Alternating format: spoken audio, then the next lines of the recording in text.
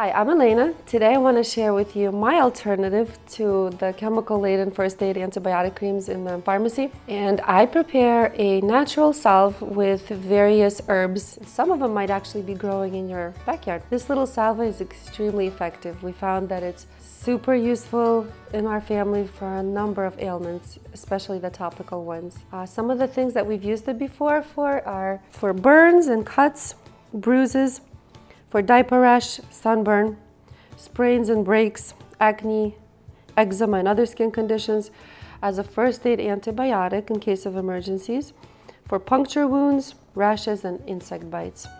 And it's been extremely effective. What I've noticed is that it speeds up healing, and a lot of times it heals the cuts without even a trace of a scar. My kids and myself, we use this all the time.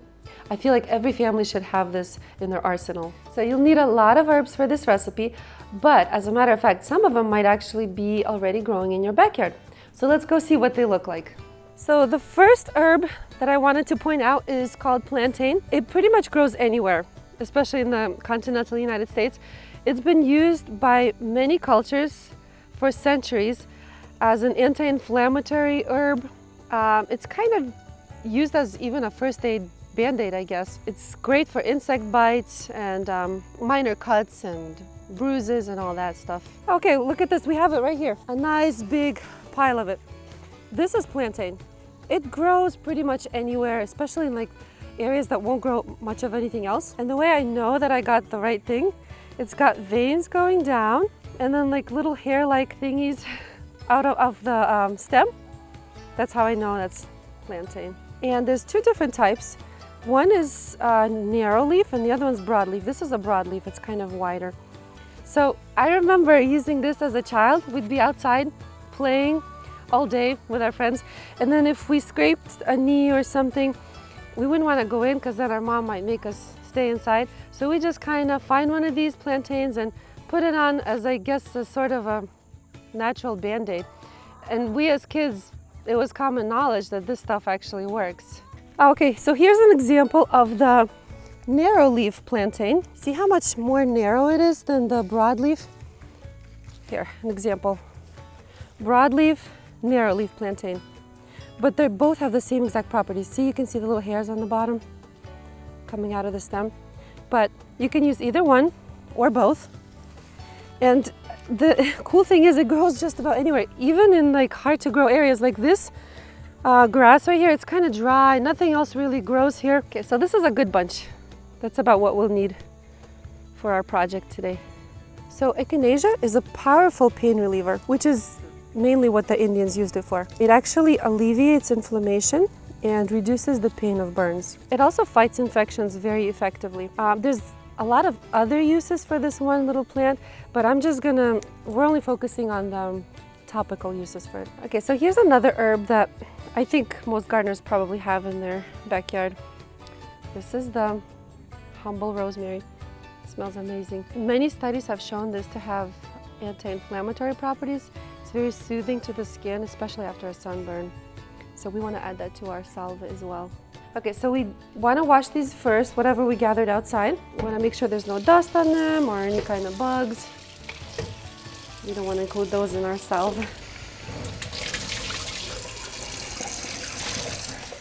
Do that a few times so that it's nice and clean and ready for you to use. Okay, so we can just leave that soaking there for a little while to make sure we got it all thoroughly clean while I show you the other herbs that we'll need in this recipe. Now the rest of these I don't have growing in my backyard, so I just went on and ordered them online. It's so easy these days. You can just about order anything and everything you need. So the first thing is calendula flowers. I actually did have a lot of these growing last year in my garden. Not so much this year. This is what they look like. A calendula is really great. It heals minor injuries and infections, irritations. It's also used for acne on the face. They actually include this in a lot of the creams, like commercially available creams. It's great for diaper rash. It's used to treat burns, bruises, and cuts, and it's packed with antioxidants. I always add this to my salve recipe. Now, comfrey leaf, so neat. You know what? It used to be known as knit bone by our ancestors or bone set. And the reason why is because it heals broken bones and ligaments so quickly. That was the commonly known name for it, knit bone. It has this amazing ability to speed up healing of bone injuries.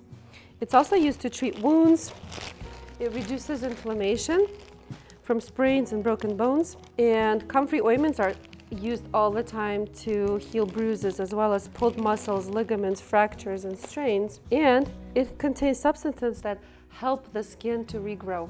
So I have more rosemary because I don't really have a whole lot of it to spare in my garden, so I'm going to use some of it dried.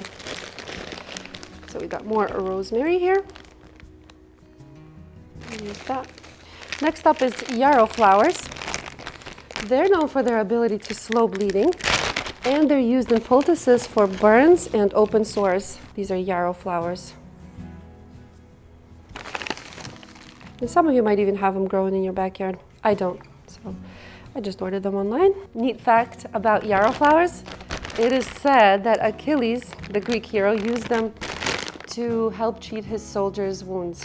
I don't know how true it is, but in case you're a fan of Greek and Roman ancient history, there's a little bit of information for you. Next up is comfrey root. I'm going to use that in my recipe as well, because comfrey root is even more potent than the comfrey flowers. I'm not going to use a whole lot of it. It's very strong, but it's also known for the same properties as yarrow flowers. And now let's talk about golden seal root. This is pretty amazing stuff. It has antibacterial, antiviral, and anti-yeast properties. It can be used in the mouth for canker sores. It can also be directly applied to the skin and used in poultices and salves. It's also used to treat ringworm and, like I said, mouth sores. Okay, next up is bee propolis. Now this stuff is pretty incredible. I have some available in its raw form because we have honeybees in our backyard. This is what it looks like. It's kind of dry at room temperature, but it melts and becomes kind of viscous and sticky at around, I believe, 150 to 160 degrees Fahrenheit. This stuff is made by honeybees, and they use it to kind of protect their hive, to insulate it, to disinfect it. This is a well-known antibiotic, and I mean like thousands of years it's been around and people have known its amazing properties. In fact, the cool thing about bee propolis is ancient, I don't remember if it was Egyptians or maybe the Greeks, they used to make like type of pancake out of it and put it on their baby's navel when they were first born. I'm assuming to kind of prevent infection. Now, bee propolis has so many uses. I just need my little cheat sheet to help me remember everything. So it fights bacteria, viruses, and fungi. Now, thanks to these amazing properties, it prevents the salve from spoiling. It has anti-inflammatory effects and helps to speed up healing of the skin. It also helps to heal cold sores faster, as well as canker sores, and may increase the growth of new skin cells. It's traditionally been used for skin regeneration, wound healing, and as a local anesthetic. Oh, and Aristotle and Hippocrates mentioned the use of bee propolis for wounds and ulcers. Last couple ingredients, we're gonna add some vitamin E oil and lavender essential oil. Lavender is well known for its ability to reduce the sensation of burning, so it's great for burns. Also, it just smells great. Vitamin E oil has been used to speed up wound healing and prevent scarring. And in fact, because it's a fat-soluble vitamin, you can see it's kind of like an oily vitamin. It's traditionally been used in foods containing fats to prevent rancidity. So I always add this to my salves, and it acts like a natural preservative and prevents it from spoiling. So my salves just kind of sit in my pantry shelf for 4 to 5 years until I use them all up, and they never go bad. I've never had a mold issue or spoilage, and I think it's thanks to vitamin E as well as the bee propolis. And we're going to be making all of this in a base of extra virgin olive oil. The reason we use olive oil is because it's very gentle, even for babies and the elderly, very gentle on the skin. And also it has this active ingredient I don't want to mispronounce it. It's like triterpenes. Maybe I shouldn't even try. But anyways, it's an active ingredient in olive oil that helps produce collagen and speeds up wound healing. Now also, olive oil on its own is anti-inflammatory and antimicrobial, so it protects and moisturizes the skin. This is a very important ingredient. Natural beeswax is used to thicken the salve. I just buy it in pellets so that it melts very quickly and easily. That's it. All right, so now grab a few glass jars. Any glass jars in your pantry will do. Fill it with your ingredients. Just approximately same amount of each herb.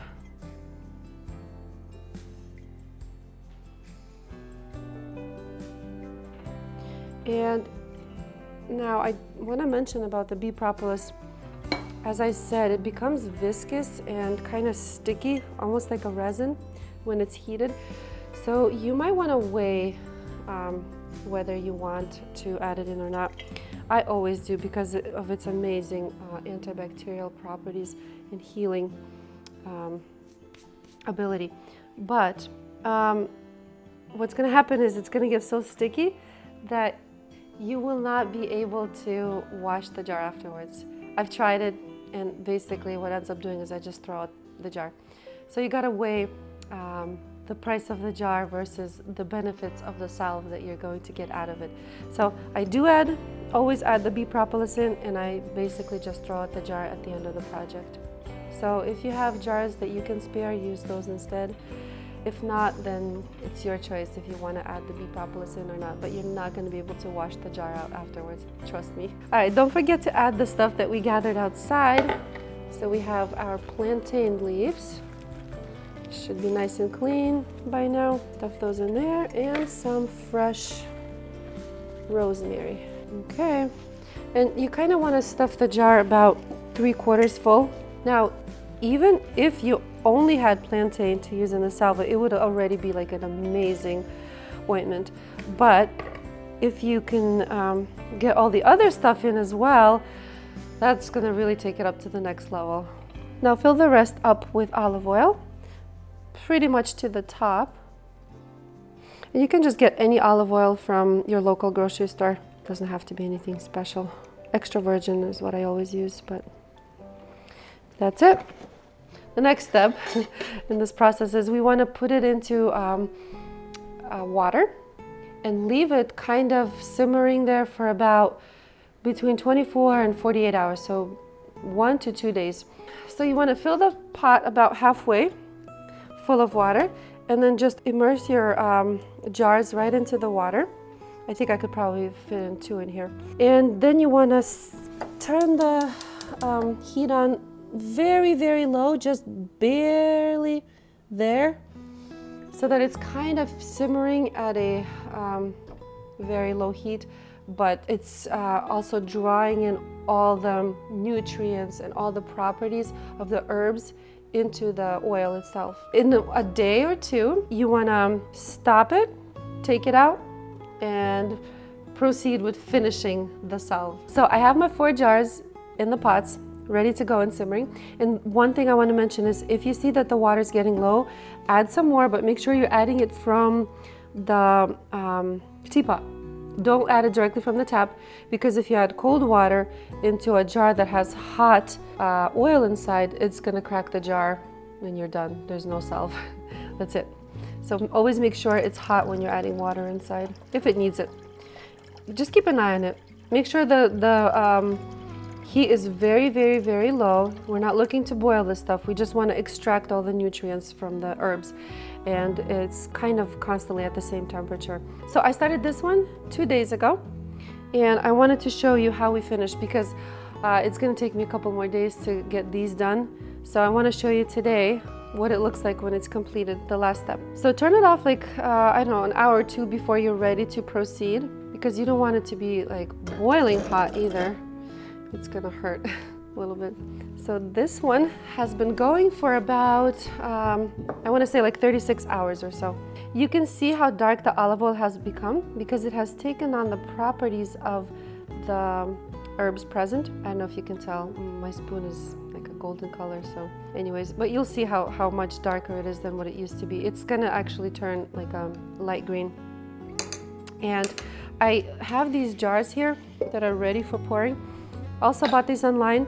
What I always used to do in the past is get one of these metal jars. This is one that I made 5 years ago. You can see it hasn't spoiled, it's still fresh, just like the day I made it. And that's thanks to the vitamin E oil and the bee propolis in here. Those properties lend themselves to preserving the cream. And so these are all different size jars. I wanted to go get away from using the metal jars and start using glass ones more, because these, although they're kind of convenient, sometimes they're kind of hard to open, especially if in the heat when the salve might be a little bit more malleable and softer. So these, I hope that these are going to kind of seal a little bit better. The next step is we need a cheesecloth. If you don't have a cheesecloth, that's okay. Use an old shirt that you don't mind throwing away afterwards. We're trying to strain the oils so that we don't have any of those herbs floating in our final product.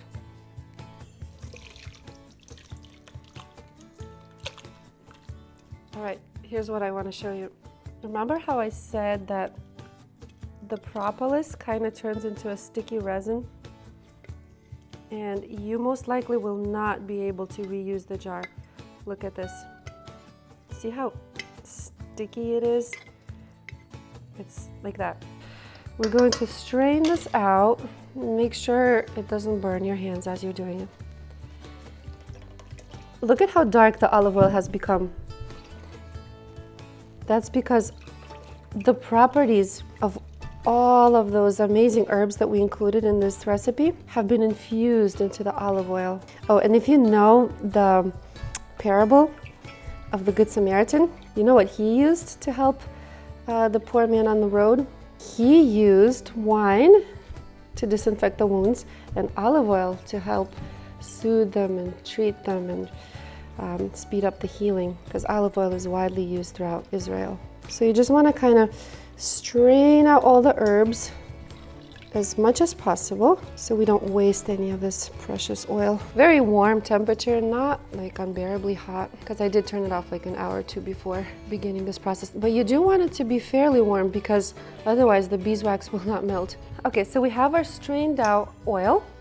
And now the last step is to add in the beeswax. Beeswax is what makes it thicker and gives it like a cream consistency. The approximate ratio, and I don't actually measure, is like 1 part beeswax to about 3 parts oil. If you make it more, it's just going to be thicker at room temperature.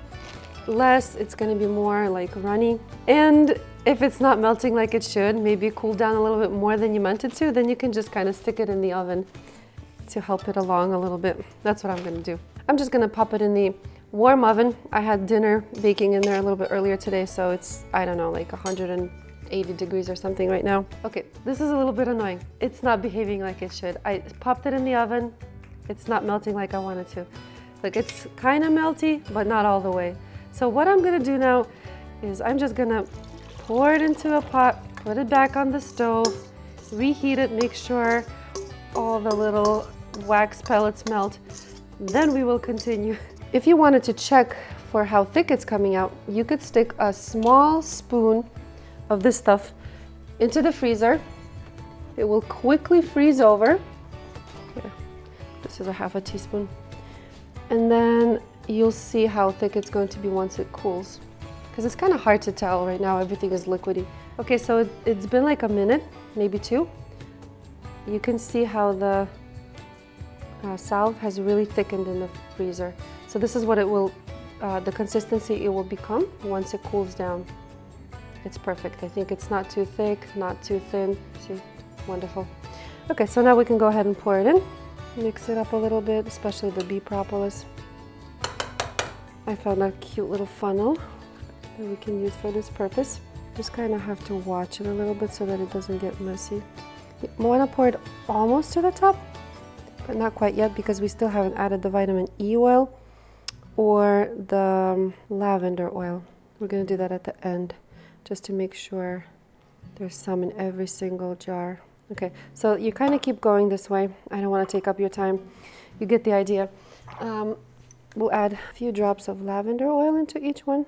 That's going to really enhance the smell as well as its cooling properties for burns and sunburns. And then vitamin E oil, the natural preservative. Plus, it eliminates scars very nicely or prevents scarring.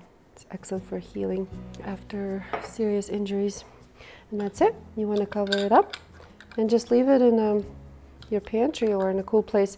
Come back to it probably like in an hour. It's already actually turning a different color. See that? It's thickening around the edges. That's it. It's done. And this will stay in your pantry very nicely for the next 4 to 5 years if you needed to. My son-in-law keeps saying that I should sell this stuff. I keep telling him I don't know who would buy this. Like, I give it away to all my friends. They all want it, yes. Would you guys buy this online? Maybe you can comment below so that I have some idea. All right, so this is how you make a natural antibiotic ointment. I hope you guys enjoyed it. Till next time.